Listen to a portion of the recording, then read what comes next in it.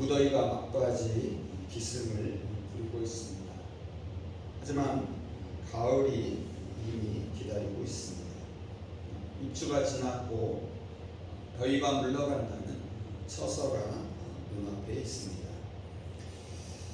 장마와 무더위를 견디는 열매들이 더 단단해집니다.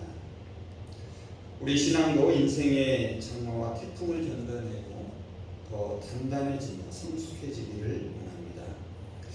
우리 일상에서 보이지 않게 역사하시는 하나님이 베푸시는 섭리의 손길을 느낄 수 있기를 바랍니다. 우리의 만남과 사건 속에서 하나님의 생명을 살리는 은혜가 넘쳐나기를 소망합니다. 창세기의 말씀을 우리가 함께 읽었습니다. 창세기는 크게 두 부분으로 나눌 수 있습니다. 먼저 1장에서 11장은 원 역사라고 부릅니다. 인류의 보편적인 역사를 네 가지 이야기를 중심으로 보여줍니다. 창조, 타락, 홍수, 그리고 바벨탑 이야기입니다. 다음으로 12장에서 마지막 50장까지는 이스라엘의 역사입니다. 족장들의 이야기가 네 사람을 중심으로 전개됩니다. 아브라함, 이삭, 야곱, 그리고 요셉입니다. 이 가운데 요셉의 이야기는 창세기 37장에서 시작해서 마지막 50장까지 길게 이어집니다. 그런데 이 요셉의 이야기는 다시 두 부분으로 나누어 볼 수 있습니다. 하나는 가족들 사이에 벌어진 갈등 이야기입니다. 37장에서 아버지 야곱은 노년에 얻은 요셉을 편애합니다. 이로 인하여 요셉의 형들은 요셉을 시기하기 시작합니다. 그러던 어느 날 요셉은 자신의 꿈 이야기를 하게 됩니다. 그리고 결정적으로 형들의 심기를 건드리고 맙니다. 이로 인하여서 요셉은 형들에게 더 큰 미움을 사게 됩니다. 결국 아시는 바와 같이 형들은 그를 이집트의 종으로 팔아버립니다. 다른 하나는 요셉이 가족을 떠나 타국에서 겪는 이야기입니다. 39장부터는 요셉이 이집트에서 겪는 이야기가 시작됩니다. 파란만장을 겪으며 승승장구합니다. 마침내 그는 이집트에서 높은 자리에 오릅니다. 헤어졌던 가족과도 극적으로 재회하고 화해합니다. 그리고 거기서 죽음을 맞이합니다. 그런데 여러분, 이 요셉의 이야기에는 특이한 점이 하나 있습니다. 하나님이 등장합니다. 하지만 이상하게도 요셉의 삶에 하나님이 직접 개입하시지는 않습니다. 요셉 이야기에서 하나님은 적어도 요셉에게 겉으로 드러나게 말하거나 직접적으로 행동하시지 않습니다. 그래서 마치 하나님이 숨어 계시는 것처럼 보입니다. 우리는 이러한 하나님을 요셉의 하나님이라고 부를 수 있습니다. 유대인들이 자신들이 믿는 하나님을 아브라함의 하나님, 이삭의 하나님, 요셉의 하나님이라고 부릅니다. 여기서 우리는 한 가지 의문이 생깁니다. 왜 요셉의 하나님이라고는 부르지 않을까? 창세기를 읽어보면 아브라함과 이삭은 그들의 아내를 누이라고 속였습니다. 야곱도 형 에서와 아버지 이삭을 속인 인물입니다. 반면에 요셉은 아브라함이나 이삭이나 야곱보다 더 성실하고 신실해 보이기 때문입니다. 이제 오늘 본문 말씀을 중심으로 이 요셉의 하나님에 대하여 함께 살펴보고자 합니다. 우리가 읽은 창세기 45장 말씀은 요셉과 형제들이 약 22년 만에 극적으로 만나는 장면입니다. 먼저 요셉은 형들의 모습을 보면서 회개점을 억제하지 못하고 울기 시작합니다. 1절과 2절을 한번 보시기 바랍니다. 요셉은 북받치는 감정을 억누르지 못하고 자기의 모든 시종들 앞에서 그만 모두들 물러가라 하고 소리쳤다. 주위 사람들을 물러나게 하고 요셉은 드디어 자기가 누구인지를 형제들에게 밝히고 나서 한참 동안 울었다. 그 울음소리가 어찌나 크던지 밖으로 물러난 이집트 사람들에게도 들리고 바로의 궁에도 들렸다. 요셉은 앞서서 형들을 만났을 때에 몰래 2번씩이나 울 적이 있습니다. 창세기 42장 24절에서 요셉은 형들의 눈을 피해 눈물을 흘립니다. 아버지 야곱과 동생 베냐민의 소식을 듣고 나서입니다. 그리고 43장 30절에서도 요셉은 동생 베냐민을 보고서 마음이 복받쳐 급히 자기 방으로 들어가서 울었습니다. 요셉은 2번 모두 자신이 우는 모습을 주위 사람들에게 감추었습니다. 그런데 이번에는 더 이상 참지 못합니다. 그는 시종들을 물러가게 합니다. 그리고 기다렸다는 듯이 형들 앞에서 소리내어 울기 시작합니다. 요셉은 아버지 야곱과 동생 베냐민에 대한 형들의 사랑이 순수하다는 것을 확인합니다. 그래서 더 이상 감정을 억제할 필요가 없었습니다. 요셉은 그동안 참았던 감정을 다 쏟아낸 후에 드디어 자신의 정체를 밝힙니다. 3절과 4절을 한번 보시기 바랍니다. 요셉이 그 형들에게 이르되 나는 요셉이라. 내 아버지께서 아직 살아계시니까. 형들이 그 앞에서 놀라서 대답하지 못하더라. 요셉이 형들에게 이르되 내게로 가까이 오소서. 그들이 가까이 가니 이르되 나는 당신들의 아우 요셉이니 당신들이 애굽에 판 자라. 그러면 요셉은 3절에서 한 번, 그리고 4절에서 또 한 번, 2번씩이나 자신의 정체를 밝힙니다. 자신이 바로 요셉임을 거듭해서 강조하고 있습니다. 특히 여러분 4절 끝을 보시면 자신이 당신들의 아우 요셉인데 당신들이 나를 이집트에 팔아넘겼음을 상기시킵니다. 자, 이 같은 요셉의 말에 그의 형들은 위압감을 느꼈을 것입니다. 전에 자신들이 저지른 잘못 때문에 아마 두려웠을 것입니다. 요셉의 정체를 알게 된 형들은 깜짝 놀랍니다. 그리고 한마디 대꾸도 하지 못하고 공포에 질려버립니다. 요셉은 두려워하는 형들을 안심시킵니다. 그리고 하나님이 생명을 구원하시고 자신을 먼저 이집트로 보내셨다라고 말합니다. 5절 그리고 7절 8절을 한번 보시기 바랍니다. 당신들이 나를 이곳에 팔았다고 해서 근심하지 마소서. 한탄하지 마소서.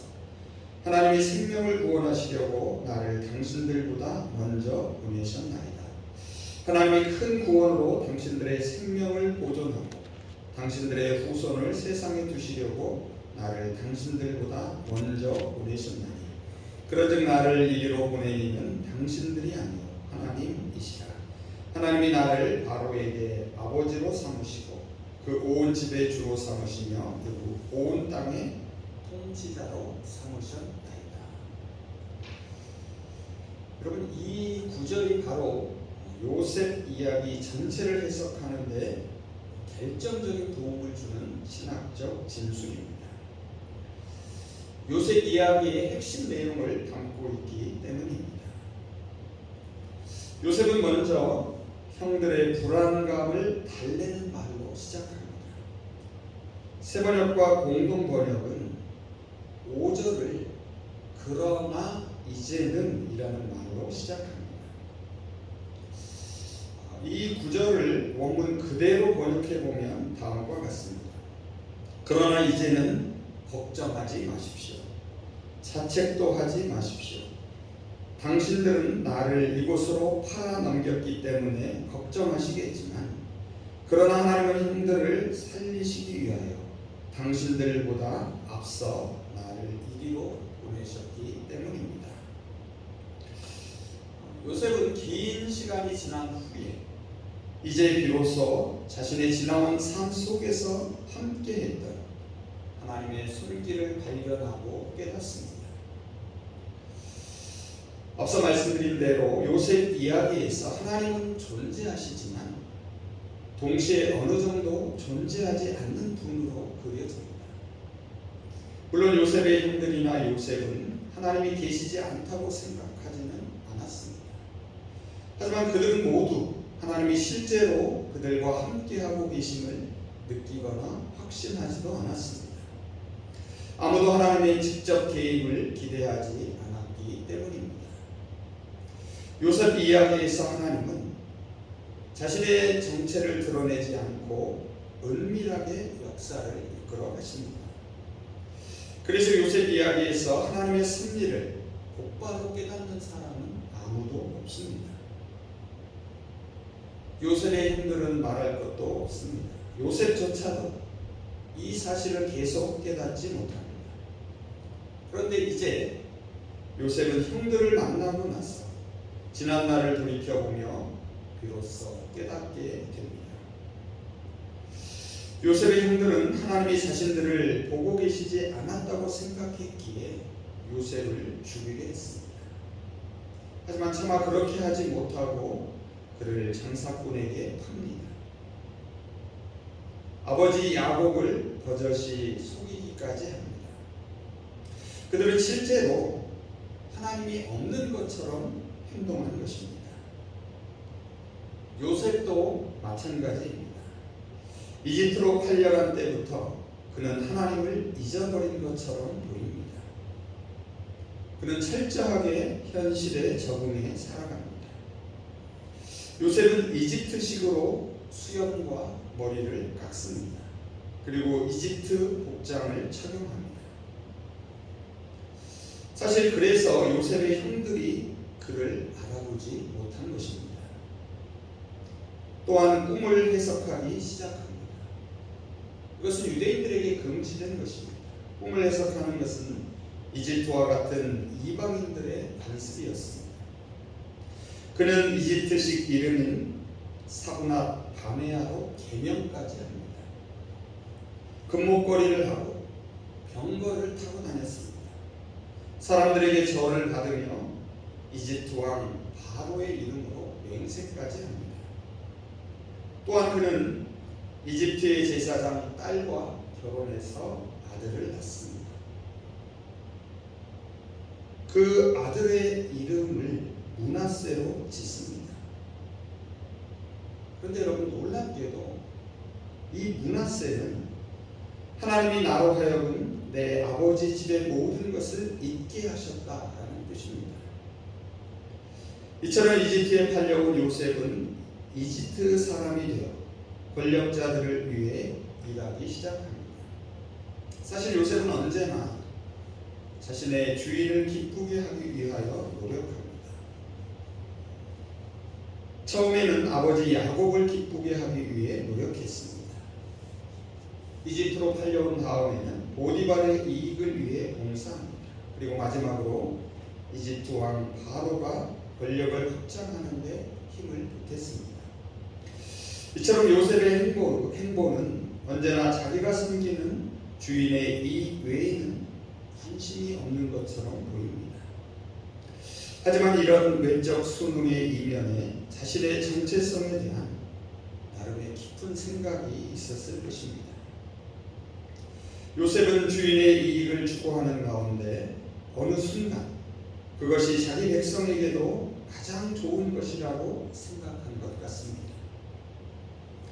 요셉은 자신이 이집트 총리가 된 것을 이스라엘 사람들을 기근으로부터 구원하기 위한 하나님의 섭리로 해석하기 때문입니다. 그래서 요셉은 하나님이 자신을 그의 형들보다 먼저 앞서 이집트로 보내셨다라고 말합니다. 그는 자신의 삶을 성찰합니다. 인간의 역사를 주관하시는 하나님께서 이미 오래전부터 모든 일을 계획하셨음을 깨닫습니다. 형들이 자신을 이집트로 팔아넘기는 이 일조차도 하나님의 섭리로 해석합니다. 여러분 5절 상반절과 6절을 한번 보십시오. 요셉은 자신이 이집트의 종으로 팔렸고 이집트에 흉년이 들었다고 말합니다. 하지만 이어지는 5절 하반절과 7절을 보면 그러한 고난 가운데서도 하나님은 생명을 구원하셨다라고 말합니다. 요셉의 하나님은 먼저 보내시는 하나님이십니다. 그리고 생명을 살리시는 하나님이십니다. 여러분 7절을 다시 한번 자세히 보시기 바랍니다. 요셉은 자신을 형님들보다 먼저 앞서 보냈다라고 말합니다. 그리고 하나님께서 생명을 살리셨다라는 말을 표현을 달리해서 3번이나 반복해서 강조합니다. 자, 먼저 첫째로 하나님이 형님들의 자손을 이 세상에서 살아남게 하시려는 것이다 라고 말합니다. 다음 둘째로 하나님이 형님들의 목숨을 살려주시는 것이다 라고 말합니다. 마지막 셋째로 하나님 우리에게 크나큰 구원을 베푸시려는 것이다 라고 말합니다. 여러분 이스라엘을 살아남게 하는 것, 그들의 목숨을 살려주는 것, 그리고 그들에게 구원을 베푸는 것, 이 모두가 하나님이 생명을 살리시려는 의지를 잘 보여줍니다. 8절에서 요셉은 결론적으로 말합니다. 세번역 성경으로 읽습니다. 그러므로 실제로 나를 이리로 보낸 것은 형님들이 아니라 하나님이십니다. 하나님이 나를 이리로 보내셔서 바로의 아버지가 되게 하시고 바로의 온 집안의 최고 어른이 되게 하시고 이집트 온 땅의 통치자로 세우신 것입니다. 여러분 인간의 역사가 겉으로 보기에는 힘 있는 사람들의 손에 의해 이루어지는 것처럼 보입니다. 때로는 우연처럼 느껴지기도 합니다. 하지만 실제로는 보이지 않는 하나님의 손길이 주관하고 있음을 요셉은 선포합니다. 숨어 계시는 하나님, 하지만 먼저 보내셔서 생명을 살리시는 하나님으로 고백하고 있습니다. 하나님은 인간의 실수와 탐욕 그리고 악함까지도 선으로 바꾸어서 구원을 이루어 가십니다. 이제 말씀을 정리해 보겠습니다. 요셉의 하나님은 아브라함과 이삭과 야곱의 하나님과는 다릅니다. 아브라함과 이삭과 야곱의 하나님은 직접 나타나십니다. 결정적으로 개입하셔서 당사자들에게 신앙의 결단을 요구하십니다. 반면에 요셉의 하나님은 마치 존재하지 않으시는 것처럼 보입니다. 그래서 그의 이야기 속에서 하나님의 임재를 알아차리기가 쉽지 않습니다. 요셉의 하나님은 숨어 계십니다. 숨어 계시는 하나님은 가장 가까이에서 우리를 구원하시는 하나님이십니다. 먼저 보내셔서 생명을 구원하시는 하나님이십니다. 오늘 우리가 사는 현대 사회는 신적인 것이 점점 줄어들고 있습니다. 반면에 인간적인 것은 점점 커지고 있습니다. 그래서 모든 일들이 하나님의 간섭이나 개입 없이 그저 우연히 일어나는 것으로 생각합니다. 하지만 하나님은 모든 일들 가운데 숨어 계십니다. 그래서 우리는 사람들과의 만남에서 하나님을 발견해야 합니다. 일상의 사건 속에서 하나님을 찾아야 합니다. 이를 위해서 우리는 만남과 사건들에서 하나님의 현존을 볼 수 있는 신앙의 눈이 필요합니다. 아브라함의 하나님은 소돔과 고모라의 심판을 앞두고 아브라함과 협상하셨습니다. 야곱의 하나님은 야복강 나루에서 야곱과 씨름하셨습니다. 하지만 요셉의 하나님은 한 번도 요셉에게 드러나게 말하거나 행동하지 않으셨습니다. 오늘 우리가 경험하는 하나님이 바로 요셉의 하나님이십니다. 그래서 숨어 계시는 하나님이 행하시는 그 섭리에 대한 믿음이 필요합니다. 이제 하나님의 계획은 우연처럼 일어나는 세상사 속에 감춰져 있습니다. 우연처럼 일어나는 일들이 사실은 우연이 아님을 기억하시기 바랍니다.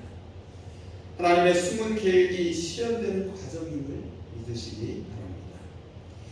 요셉의 하나님은 역사적 우연 속에서도 하나님의 의도가 사람의 눈에 감춰진 방식으로 성취됨을 보여줍니다.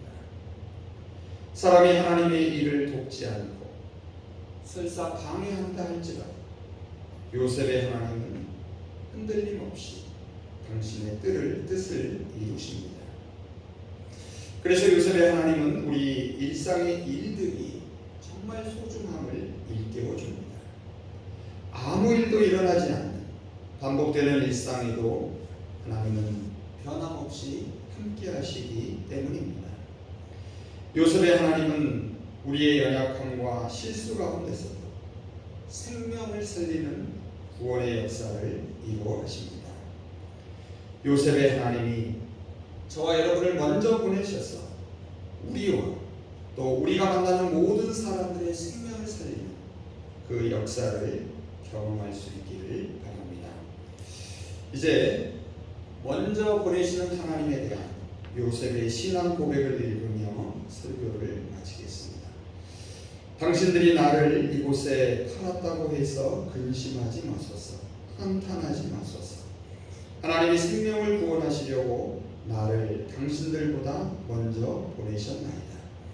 하나님이 큰 구원으로 당신들의 생명을 보존하시고 당신들의 후손을 세상에 두시려고 나를 당신들보다 먼저 보내셨나니 그런즉 나를 이리로 보낸 이는 당신들이 아니요 하나님이시니라. 아멘. 기도하겠습니다. 지금도 변함없이 먼저 보내셔서 생명을 살리시며 구원을 이루시는 요셉의 하나님, 아무 일도 일어나지 않는 반복되는 일상에서 하나님의 섭리의 손길을 느끼며 살아가게 하여 주시옵소서. 우연같이 보이는 일들 속에서 하나님이 이루시는 구원의 물총을 발견할 수 있는 믿음의 눈을 열어 주시옵소서. 보이지 않고 숨어 계시는 것 같은 요셉의 하나님은 가장 가까이 계시는 하나님이심을 깨닫게 하여 주시고, 숨어 계시는 것 같은 요셉의 하나님이 생명을 살리시는 주님이심을 경험하게 하여 주시옵소서. 작고 사소한 사건들 속에서도 요셉의 하나님으로 인하여 위로와 용기와 도전과 소망을 얻게 하여 주시옵소서. 예수 그리스도의 이름으로 기도합니다.